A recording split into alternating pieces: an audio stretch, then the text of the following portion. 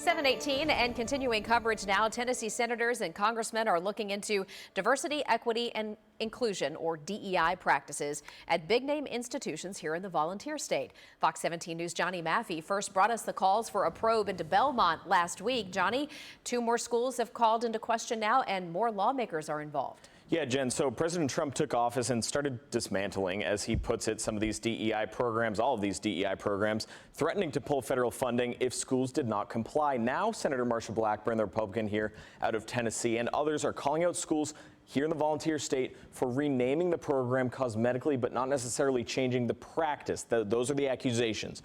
Conservative news outlet Town Hall released videos of employees at Belmont University last week, and now Vanderbilt and the University of Tennessee, Knoxville. Those employees this week were the ones in the post from Town Hall saying DEI practices didn't change. We have the Belmont story and the school's response up on fox17.com. And new this morning, Vanderbilt and UT Knoxville are launching investigations and reviews into its practices. We reached out to both schools, and Vanderbilt got back to me saying, in part, a firm will conduct an independent review of what they call covert recordings on campus.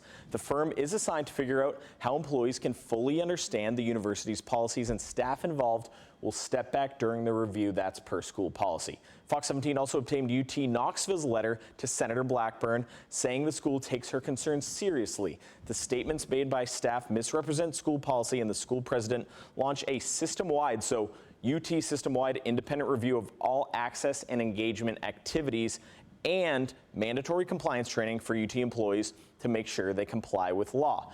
UT's office is called the Access and Engagement instead of DEI office. The school president says it's not just a name change, and changes actually started being implemented back in 2023.